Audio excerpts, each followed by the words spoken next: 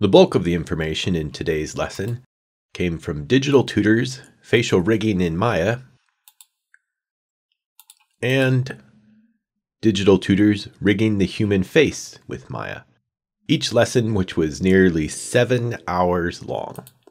I also read the book by Fagan, which was 294 pages long. So I know what you're thinking. Why did we put all of these joints on the outside of the face if FaceShift doesn't use them? The reason is because we were talking about how to create a soft image face robot using Maya by placing joints on the face and connecting them with curves and integrating them into the skeleton which is already on the body, such as the jaw and the neck. Back to our model. Today we are primarily going to be working on the eye. This is a 3-part lesson which is nearly an hour long.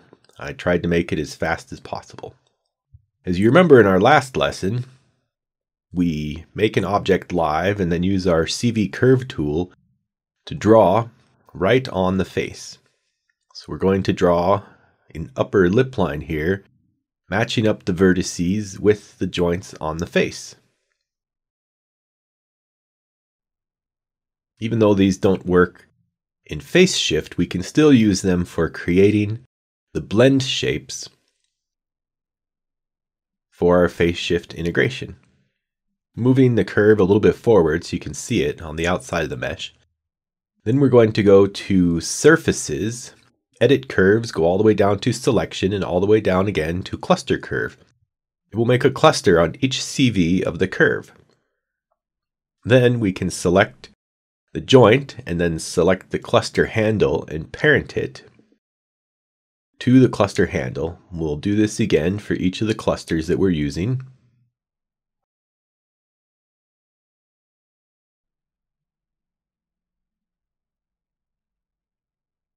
Now, when we grab the cluster handle, you can see that it moves the joint and therefore will also move the painted skin weights on the skeleton. If we grab the curve, first I have to remember to parent the clusters to it. If we grab the curve, then we can move all the joints at the same time. So, enough of Face Robot. Let's get into the eye. The first thing we're going to do is hide our face markers and unhide our skeleton. Then we're going to zoom in and select our eye joint.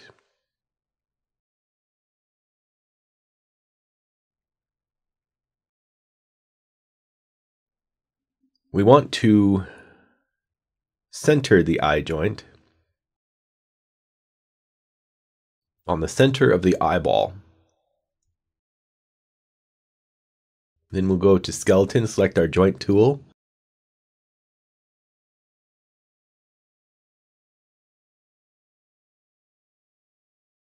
We want to find our eye joints, which are buried under the skeleton.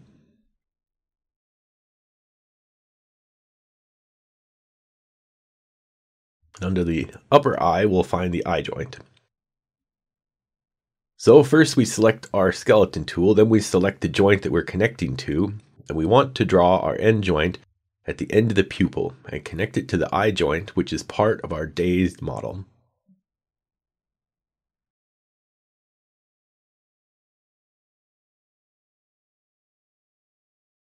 We're going to change the joint radius to 0.5 to make it uniform.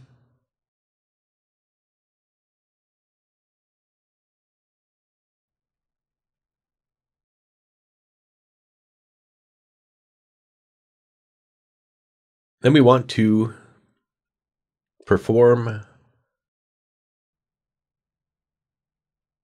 the process again.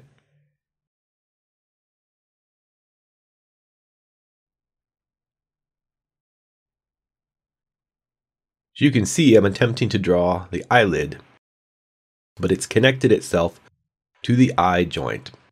And this will not work because the eye is going to be rotating in the head, while the eyelid is going to be static.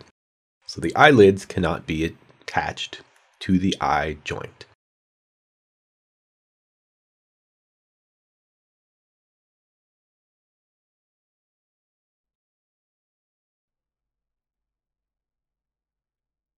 So we're going to select our joint tool, and we're going to draw a joint just below the eye joint. Then we'll draw another joint at the end of the lower eyelid,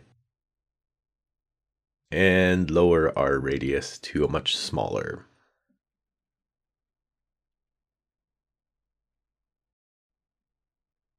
By lowering it to 0.5, you can see that they don't move.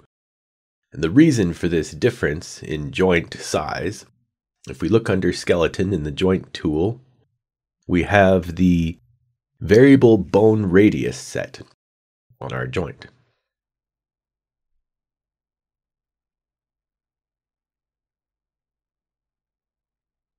So if we select our eyelid joint, we drag and drop it under the upper jaw.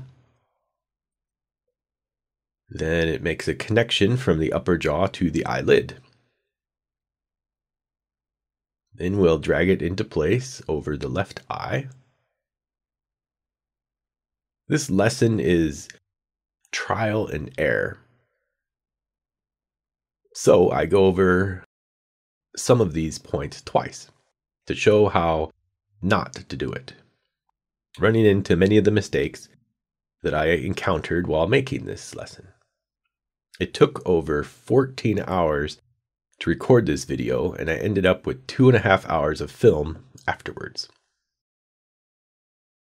So I was able to lower the amount of film to about 1 hour when I got done editing it, which unfortunately is as fast as I could teach the 3 basic principles that I learned from the Digital Tutors lesson, which, as I stated, was 6 hours and 45 minutes. Of course, it also went over rigging the entire human face.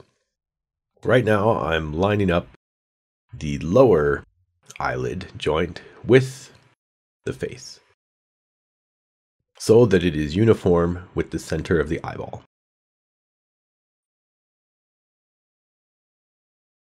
Then we're going to complete the process again, drawing a joint just above the eye joint so that it doesn't select the eye joint.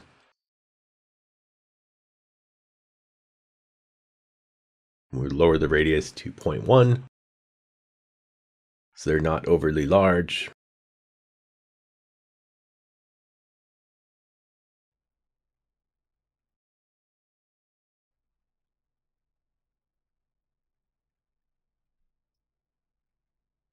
Then in the outliner, drag and drop it onto the upper jaw.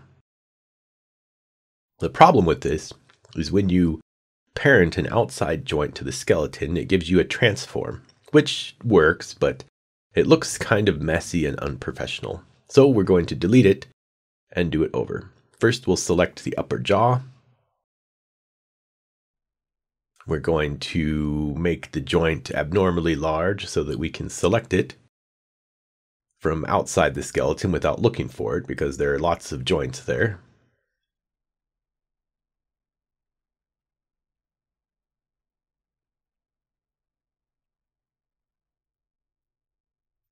And we're going to select our joint tool, select the upper jaw, and then again draw our joint just above the eye joint so it doesn't select it. And then roughly square out where we want the end of our joint to be.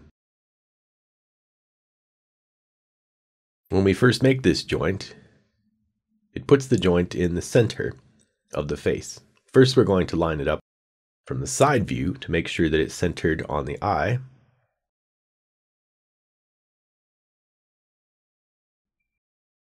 And then from the front view, we'll move it over so that it lines up with the left eye. Again, placing it in the center. It doesn't have to be exact because most normal faces are not symmetrical. So the variation will add different uniqueness to our model. As you can see, the end joint is kind of cockeyed. It does not look straight at all. So it's difficult to move it into place. We're going to go to Skeleton and find our Orient Joint tool. And we want to turn on Orient to World. Then we'll apply. This will make our joints axes oriented to the world, which will make it easier to line up with the eyelid.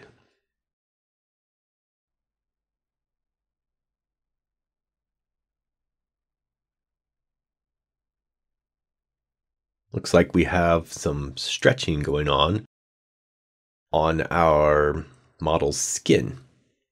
So we're going to select the skin and detach the influences from the skeleton. We'll go up to Skin and Detach Skin, since we have to paint our weights all over again anyway.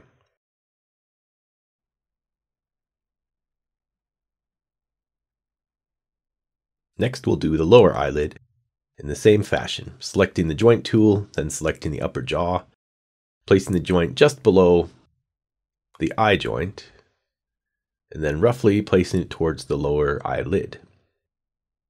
Once the joint is in place, we'll select it, move it up to the center of the eye,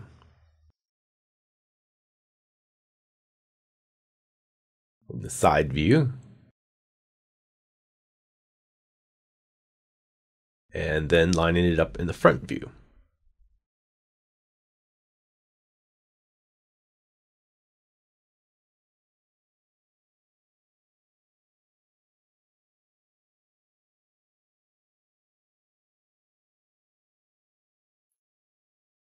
Next, we'll go to Orient Joints, and at the end joint, we will apply the Orient to World.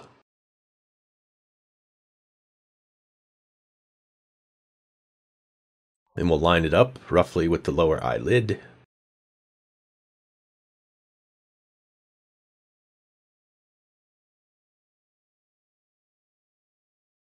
Then we'll select the upper joint, and we want to orient it on the x-axis.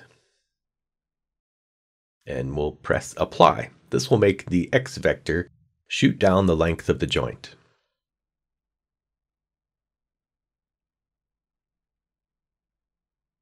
Next, we'll select the upper eyelid on the root joint and also apply the orient in the x-axis so that the x-axis lines up with the length of the joint. I actually had to look this up in the Maya help guide under Orient the Joint's Local Axis manually.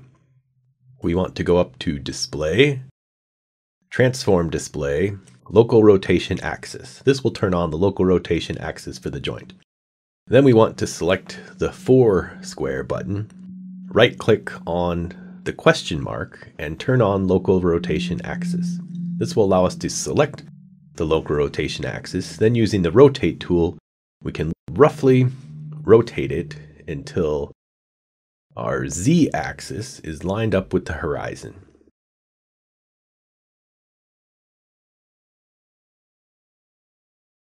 Then we will select the lower joint.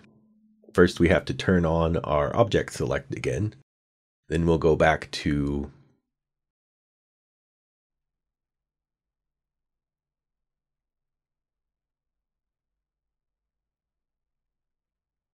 the vector select again. We will select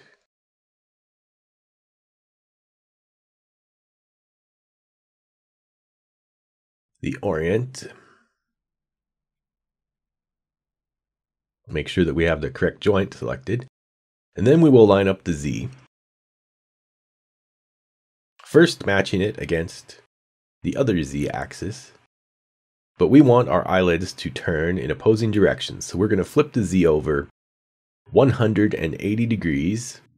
So this way we can just grab one axis and rotate both eyelids. Then we want to go to our question mark and turn off select local rotation axes. go to the transform display and turn off the display of the local rotation axes. Now, when we select the upper and lower eyelid joints, we can grab one attribute, such as rotate Z, and it allows us to open and close them at the same time. I'm middle click dragging to change the values.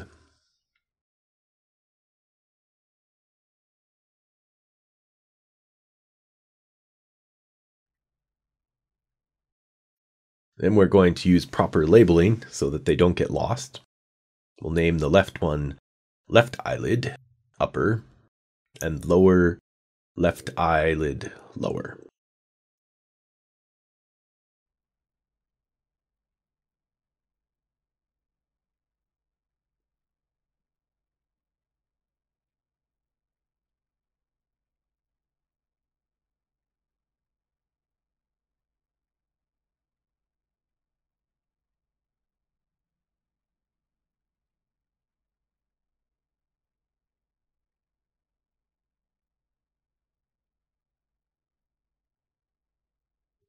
Then we're going to complete the process all over again for the right eye.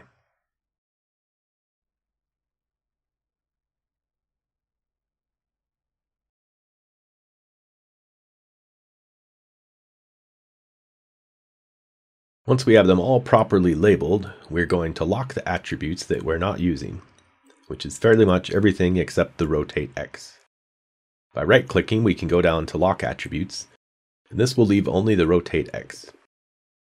Next, if you remember from our last lesson, we're going to limit the attributes.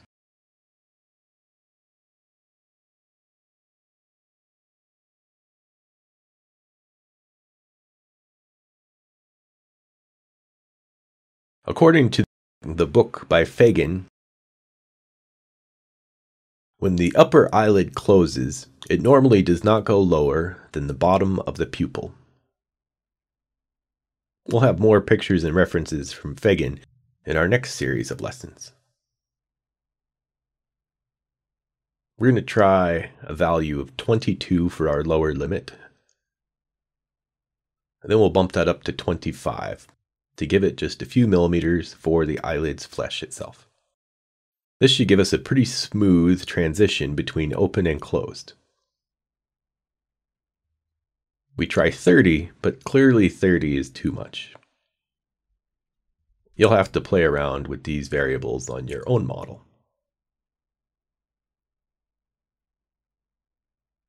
Then for the lower joint, we want it to raise only as high as the upper joint is going down, which is about 15.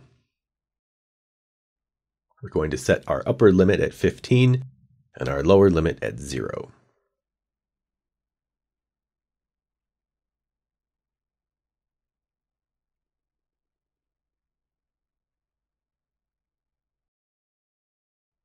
Now, when we select both joints,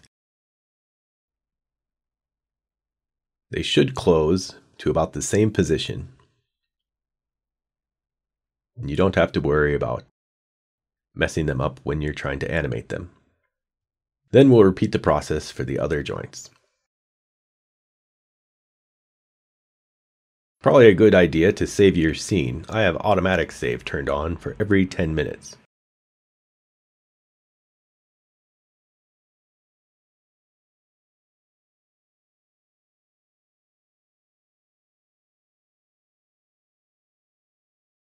Next, we're going to set IK handles for our eye joints. Because as the Digital Tutors lesson brought out, it's easier to use IK handles to point the eyes than it is using a point constraint. I've increased the size of the root joint for the eye so it's easier to grab with the IK handle. And we'll select the IK handle tool, select the root joint, the end joint, and that should give us our IK handles. Then I'm dropping the radius back down so it doesn't get in the way.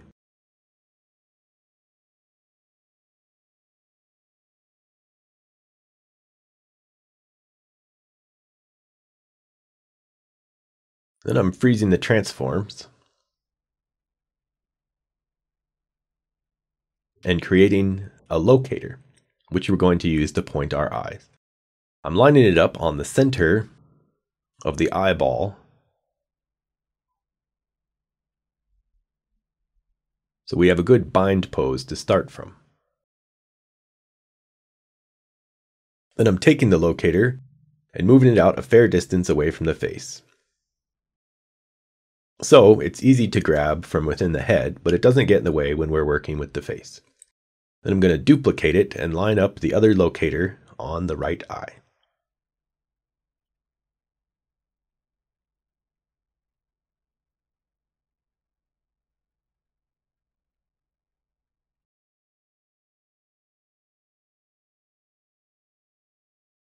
Selecting both locators, I'm going to decrease the scale to 0.2, because as you recall, we decreased the scale of our model.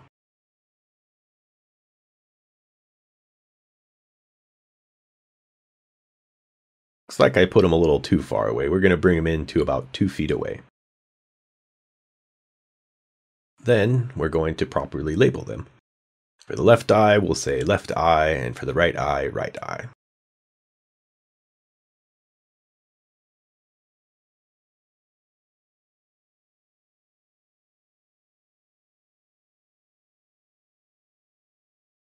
We're going to add text so that we can see them while they're moving around in the scene, since obviously while they're being animated, they're not going to stay directly in front of the face.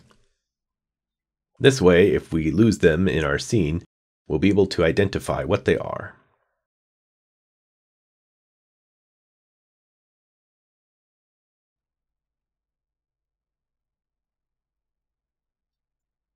Using the same concept of labeling as we brought out in the Make Sliders video. Right now, I'm just lining up and sizing the text with the eye locators.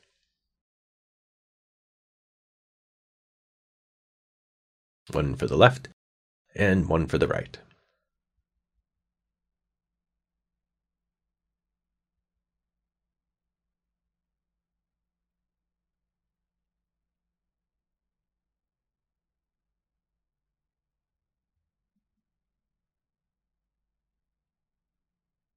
It's kind of difficult to line them up manually, but I think I ended up deciding on a scale of 0.021.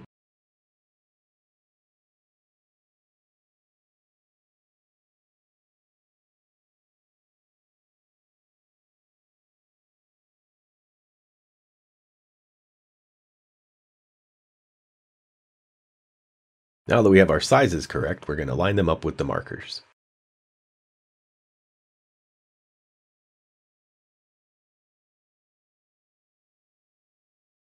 Using the side view, make sure that they are lined up directly with the markers so that they don't represent a non-uniform pile of junk and look rather professional.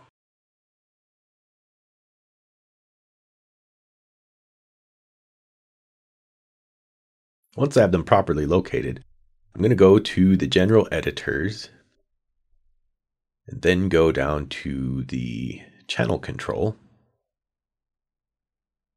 We're going to scroll down and select template and move it into the channel box for each slider. Then we'll turn on template mode so that we can't select them while we're selecting the locators.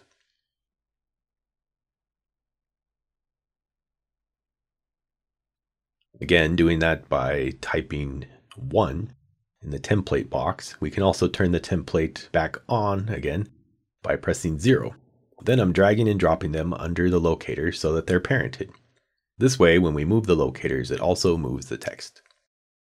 Next, we're going to select the proper IK handle, which in this case is the left IK handle. Then we're going to select our locator. First we'll select our locator, then we'll select our IK handle. We'll go to point constraint Make sure that Maintain Offset is turned off and click Apply. This attaches the IK handle to the locator. Next, we'll do the process again for the right eye. First selecting the locator, then the IK handle, then clicking Add to add our point constraint. We're going to turn off the IK handles so that we can't see them. Now, when we move the locators, you can see that the eye joint moves in conjunction with the locators, pointing wherever they point. And that concludes part 1.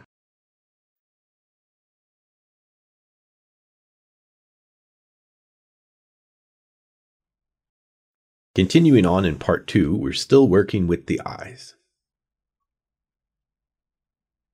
First thing we want to do is select the eye mesh. Then we're going to go in and select the faces of the pupil from the back, since the pupil is on the inside of the eye. We're going to shift angle bracket to expand our selection until we have the entire pupil selected. Then we're going to go to our polygon menu, and under mesh, click separate. This will separate the two parts. Then we want to rename them. They're just named polysurface. We'll name the first one left eye. We'll name the second one pupil. Next, we want to select both of them.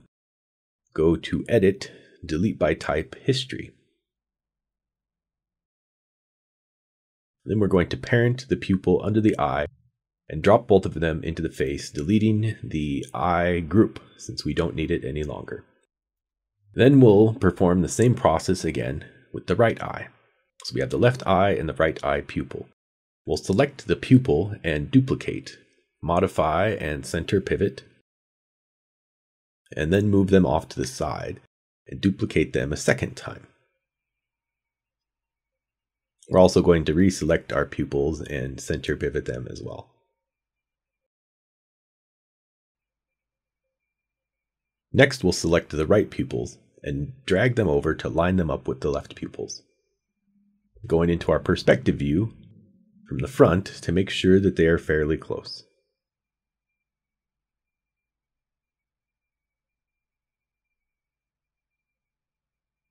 Once we have them properly lined up, we'll go to our perspective view and select one pupil and switch to vertices.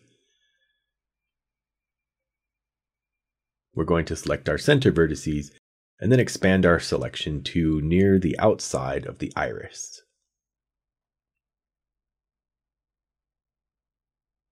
Lining up our perspective view so we can see what we're doing. Then we're going to expand the iris near to the outer edge using the angle bracket to reduce our selection, and then perform the process over again so that we can get a dilated pupil effect.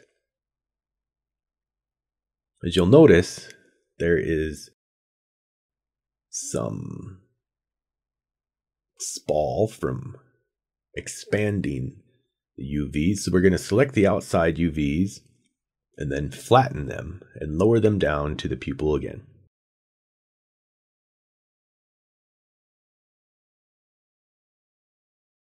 Once we have a fairly good looking dilated pupil, then we'll switch back over to the other pupil and repeat the process over, selecting our vertex, expanding it, and then flattening it. Next, we'll select the second duplicated pupil, and we'll select the vertices, expand the selection, and we're going to reduce the size to give the look of a contracted pupil. Reducing the selection by pressing Shift angle bracket, and then lowering the size until we have a good looking contracted pupil.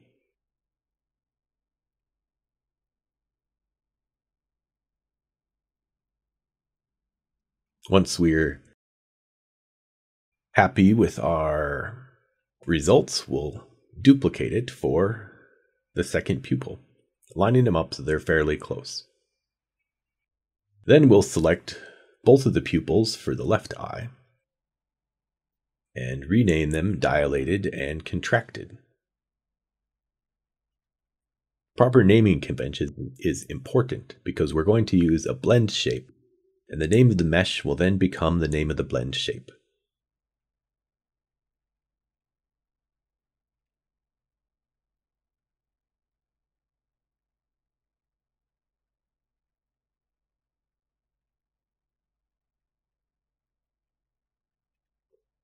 Then we'll select the two meshes for the right pupil and move them back over into position. To create our blend shape, we'll first select the meshes, and last we will select our target mesh, which is in the back of the eyeball. Then we want to go to Animation, Create Deformers, and Blend Shape Options. We're going to type in the blend shape node Eyes. This will put the blend shapes under the Eyes node. Then we'll hit Apply, so we want to keep our option box open. Then we will select the two pupils and the target and hit Create, also putting them under the Eyes node. Then if we go to Windows, Rendering Animation Editors, and go down to Blend Shapes, you can see that we have blend shapes for the eyes. When we move the sliders, we get a contracted and a dilated pupil. Once we've checked out the blend shapes to make sure that they correctly function, then we can delete our source meshes because we don't need them anymore. We're going to minimize our option box because we'll get back to it later. Now we're going to create sliders, which you remember from the first lesson. We're going to go into our orthographic view. We'll go create CV curve, make sure that we're set to linear. Then zoom out until we can see the mesh. And by pressing X, we can snap to the grid. We're going to make 3 sides of our rectangle curve. Then we'll go up to our surfaces, edit curves and open close curves, which will finish our curve for us. Then we want to go to modify center pivot, and we'll reduce the size.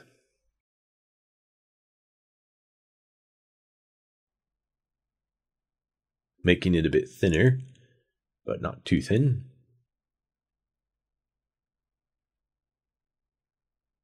Now that we have a fairly decent shape, we're going to move it into position.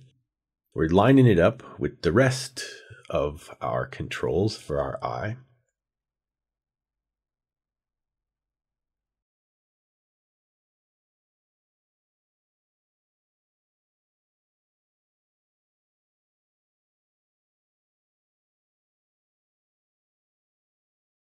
Making sure that we have the scale correct, so it matches up with our other controls. Then we're going to Control D to duplicate and make the handle of our slider.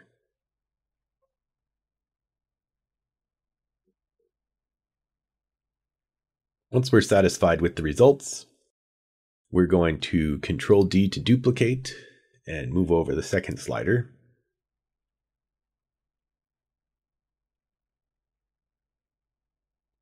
Then we're going to name the sliders. We're going to name the handles left and right pupil.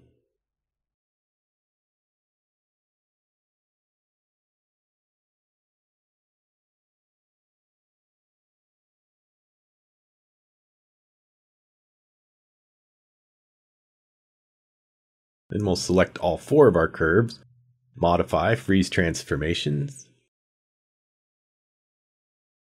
We're just going to select our 2 bar curves. We'll go down to the channel control and template them just as we've done before. Pressing 1 to turn the template on so that they can't be selected. Next we'll go to text and label them. Going to label them pupil. We just need 1 label for both of them since they're fairly much the same.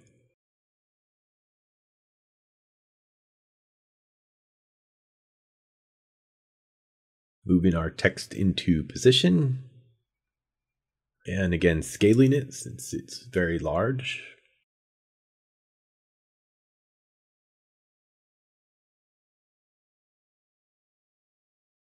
As I said, we decided on a scale of 0.021. We're going to line it up just below our sliders.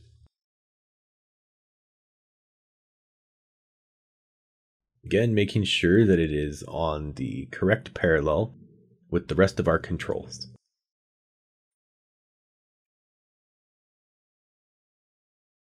We are creating this dazed model to integrate with face shift.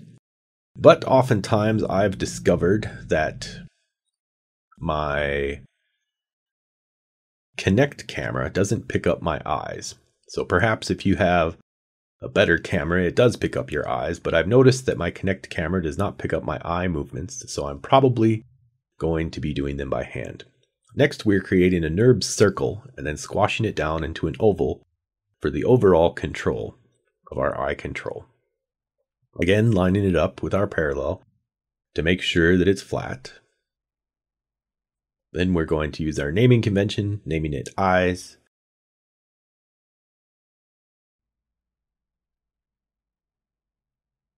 And parenting all the rest of the controls under it after we freeze its transformations.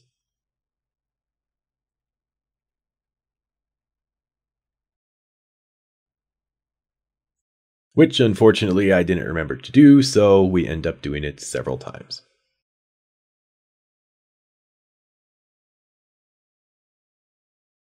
Freezing the transformations is important because we want to be able to zero it later on.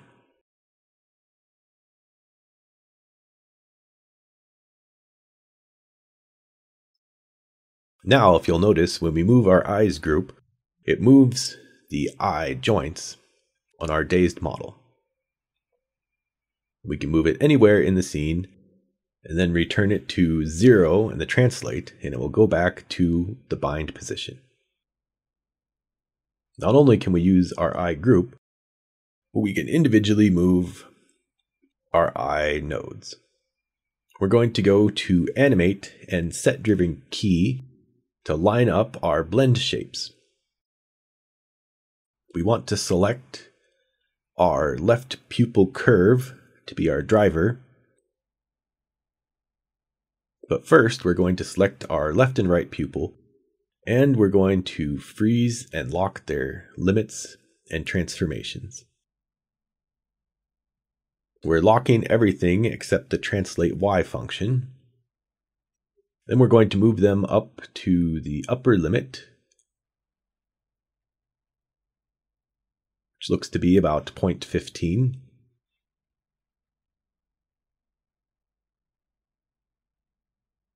So we'll set our upper limit for 0.15 and our lower limit for negative 0.15.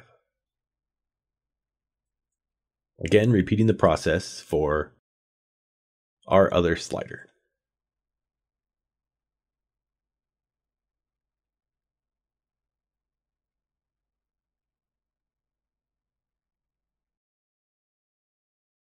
When we load our driver the second time, you can see that it only has one option to key. Then we're going to open up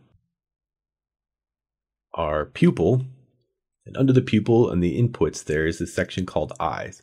We're going to load this as the driven, and then select eyes, and it should give us our contract and dilate blend shapes. We're going to key them to 0. Then we'll open up our blend shape control after moving our slider to the up position.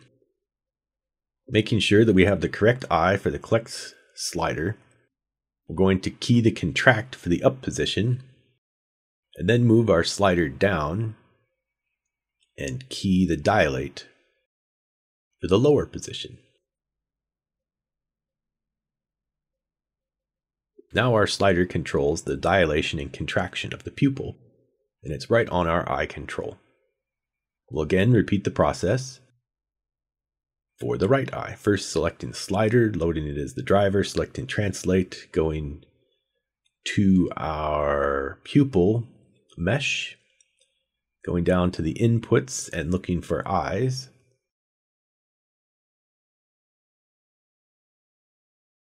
See, if we load the mesh, then we don't get the transform. But if we load the input, then we get our blend shapes. Going to select both of them, and key for 0, then open up our blend shaped box, and up for contract, we'll key again,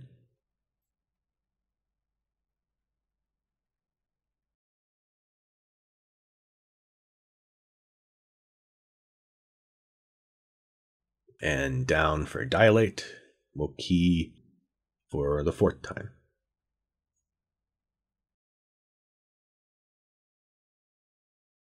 Now we have our blend shapes for our eye dilation.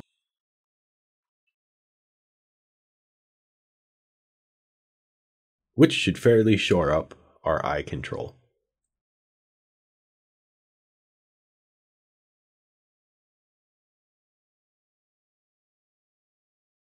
While I'm acting like a dummy and playing with them because I'm totally amazed by my creation.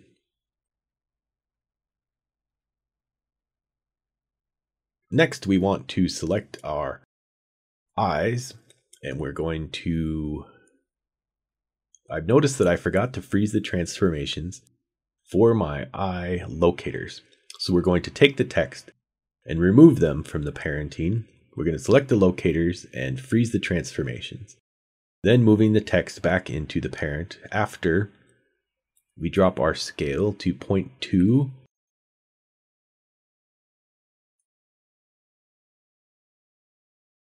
Again, parenting our text with the locators.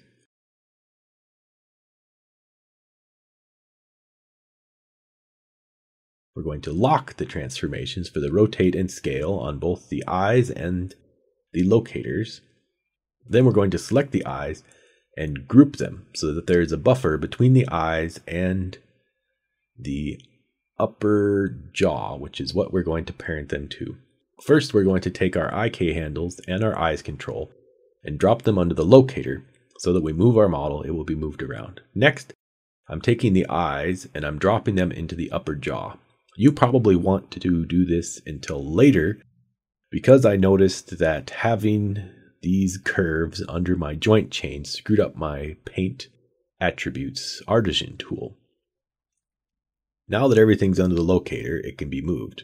But like I said, I would wait to parent the eye group to the upper jaw until after we've painted our transforms. I ended up doing this nearly 3 times. Now, if you move the neck joint, you can see that the eye controls move with it. We're going to select our face parts and detach the skin. Then we're going to select the face parts and the woman mesh and select the root joint, which is the hip. Then we're going to go to skin, and smooth bind. Turning off our woman mesh, we're going to go to the eyeball.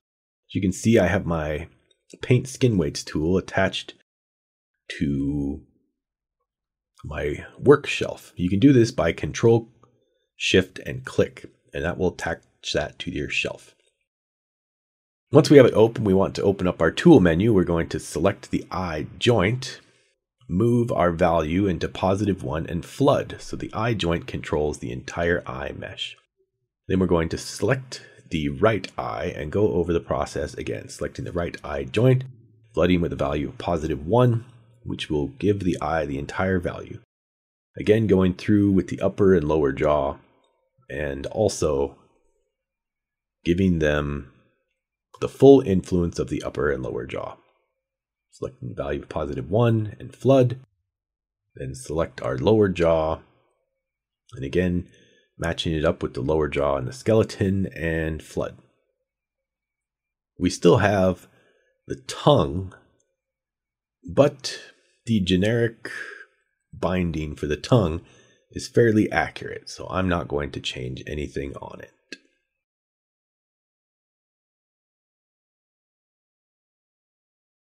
Now we're going to turn our woman mesh back on, and we will select the mesh, then go to our paint tool. We're going to scroll down until we find the eyes. As you can see, the eyes have some influence on the woman mesh. So we're going to move our value to a scale of 0 and flood, take the influence off of the woman mesh, also using the end joints too. We'll find the right eye and repeat the process over, flooding the influence in the negative for both the eye and the end joint. This should remove the eye influence from the woman mesh. Now, if we select our eye control, we're going to turn off our joints. You can see what I'm talking about. It controls the eye mesh. So we can move it around. If we press 0, it will move it back to the bind pose.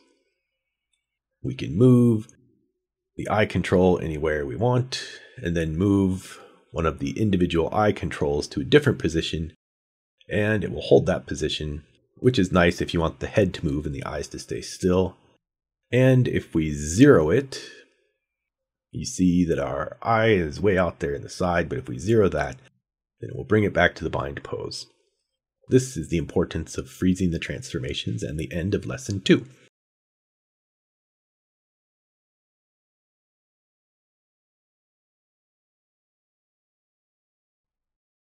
Now beginning with lesson 3, again, all of these lessons were learned on Digital Tutors from digitaltutors.com. You can get a membership for about $30. We're going to open up our tool settings. After we select our mesh, we're going to go down to the tongue influences. And you can see that the tongue influences the woman mesh. So we're going to go down and we're going to go into the negative value and flood. But first, I wanted to go over this section about using the locking attributes in the Paint Artisan tool. See, if we flood the tongue joints like we were about to prepare to, we're going to go through and flood each one of the tongue joints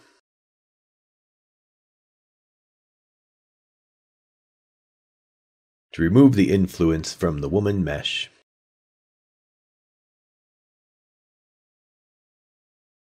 But now that we've gone through and removed the influence from each of the tongue joints, if we go back to the first one, we see that it has influence added to it a second time. So what we want to do is to flood and then lock the attribute, which is found on the left side of the tool settings, and repeat the process for each one of our tongue joints. First, removing the influence and then locking. It's a good habit to get into the process of doing so that you don't have to do things twice, which I found out the hard way. As you'll notice in the rest of this lesson, I don't use the lock attributes, which makes it very difficult while I'm working.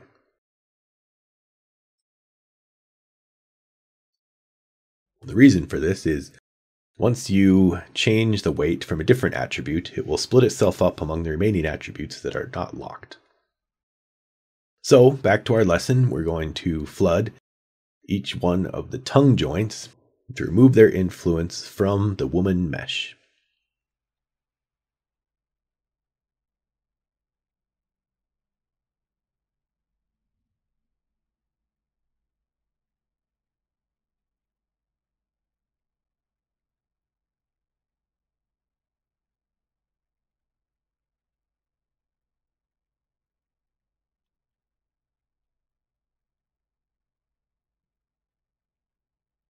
Next, we're going to select our lower jaw and add the influence to the lower jaw and lip.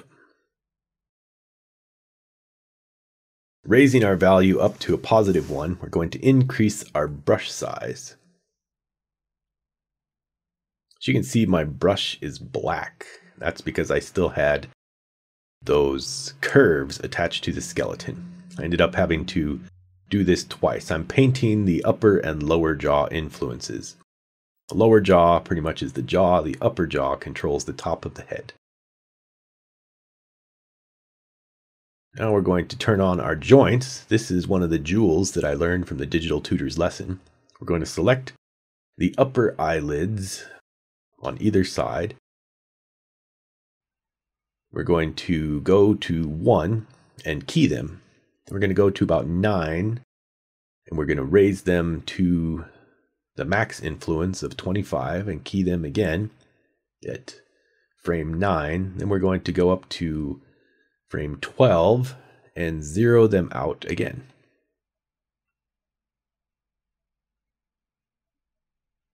This will become important later. Keying them at frame 12 on 0 influence. Then we're going to select our lower lids, and at frame 12 we're going to key them at 0. Then we're going to move up to about frame 14 and key them at 0 again. Then we'll move up to frame 18, move them up to their max influence of 10, and key them, or 15 more accurately.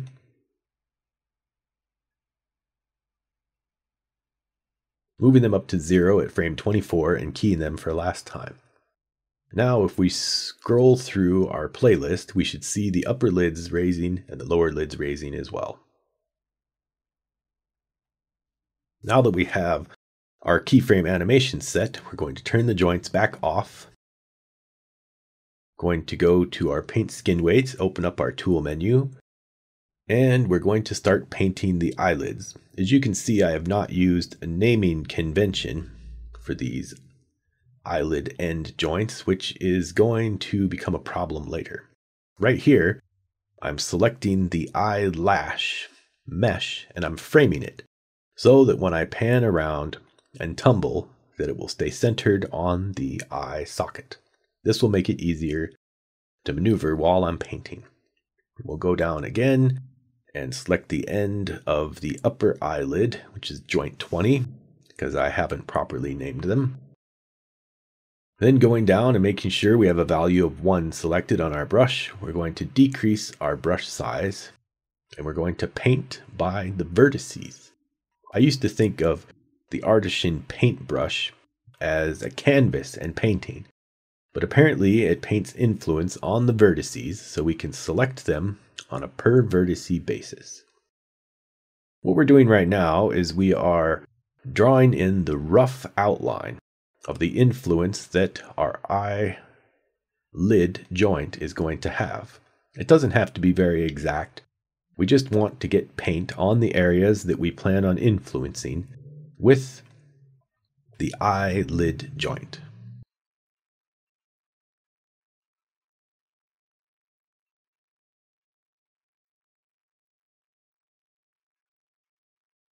This is a very long and tedious process. Like I said, it took me about 14 hours to shoot this video yesterday, and I ended up doing the painting of the skin weights over 3 times because the computer would freeze, or I was having problems with the Artisan brushes, the naming conventions, or the parenting of the skeleton and controls. So if you don't get it right on your first time, don't be worried. Most people go to college and spend nearly 4 years getting a master's degree or a doctorate degree in what is fairly much algebra and trigonometry.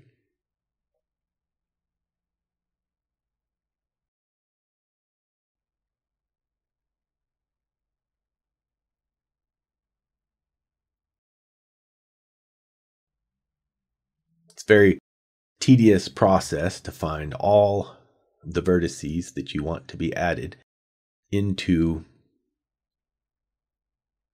your joint. As you notice from the first lessons, I had difficulty getting in to see the inside of the head. By selecting the camera icon at the top left of the view screen, you can go into the channel box and increase, or rather decrease, the near clipping plane to 0.01. It's ordinarily set at 1, and by reducing it to 0.1, it allows you to frame the selection while on the inside of the head mesh.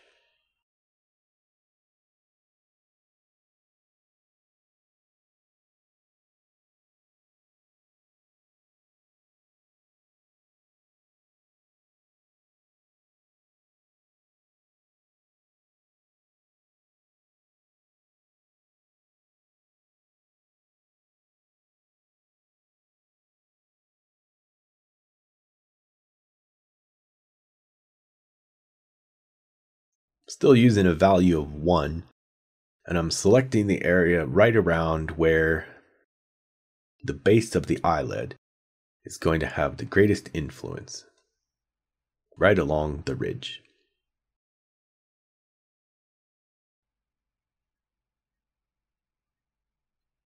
Now we're going to reduce our brush value to 0.5, and we're going to start increasing the spread above the eyelid. Again, selecting on a per vertice basis, which is very boring, and it takes a long time to watch me select single vertices for hours and hours and hours. But this is the way to do this. We have one more jewel left from our digital tutors lesson.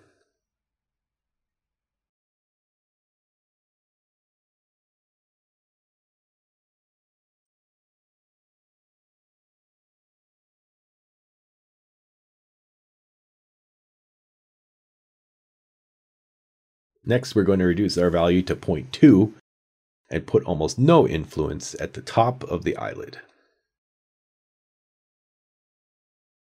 As I stated before, you don't have to get extremely technical because we're just drawing the rough outline. We want to put influence on the vertices which are going to be influenced, and we will fine-tune them later.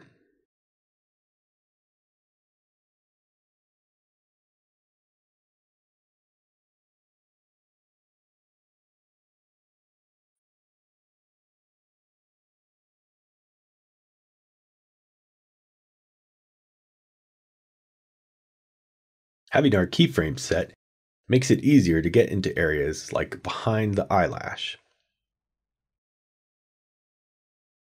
Plus, it gives us a better idea of what the deformations are going to look like when the value is set.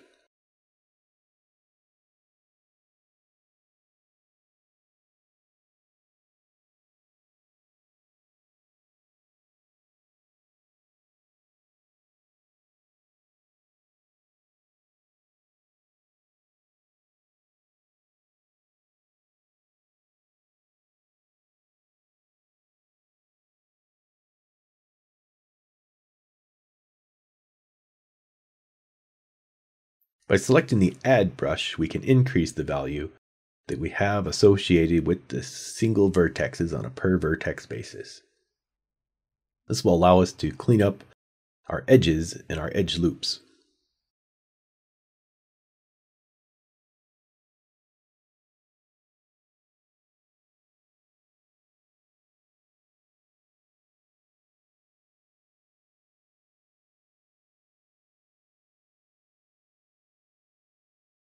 Again, it doesn't have to be perfect.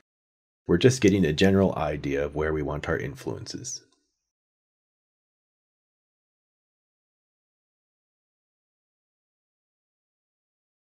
And then we'll complete the process for the other 4 eyelids.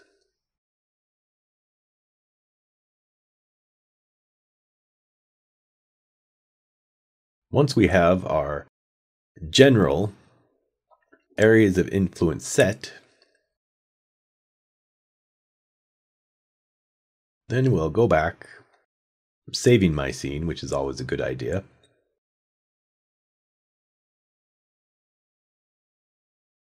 Getting a general idea of what the eyelids look like with the eye parts active.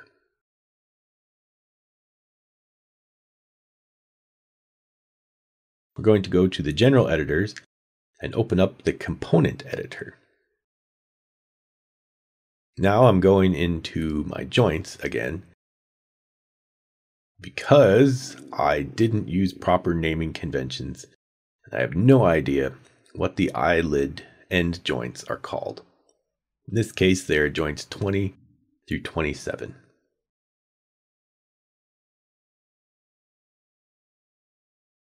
We're looking for the Smooth Skins tab on the component editor. Now we're going to select our woman mesh, and we're going to select our vertices.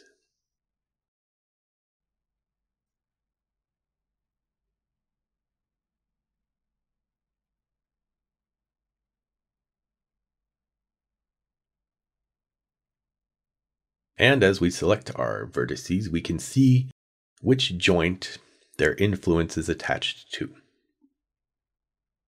And their influence is all over the board because I didn't have my lock attributes function turned on. So if we zero out the influences to joint 20,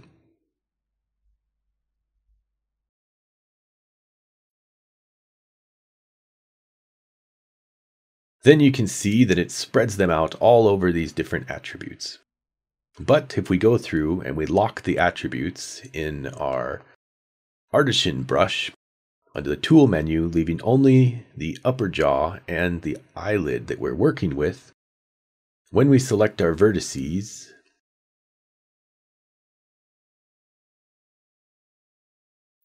for the influence and we reduce them to 0.5, instead of having the influence spread all over the board, it sends them directly to the other object which is not selected, which in this case is the upper jaw. However, back to the lesson, you'll notice that I did not use this naming convention, and it is fairly difficult because I had to go back and do it several times over and over again. But the concept here is to tweak the vertices up and down until we get the proper amount of influence, which gives us an overall smooth transform to our keyframe animation.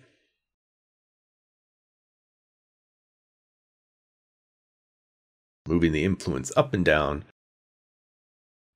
until we get a shape that's pleasing to the eye.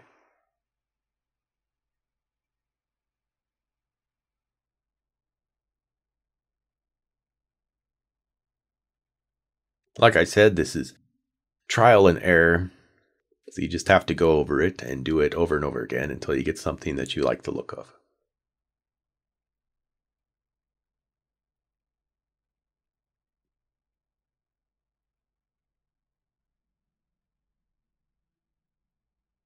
Having these limits locked makes it much easier to spread the influence back and forth between the two joints. In this case being the upper eyelid and the upper jaw. When the influence is removed from one, it is simply sent back to the other.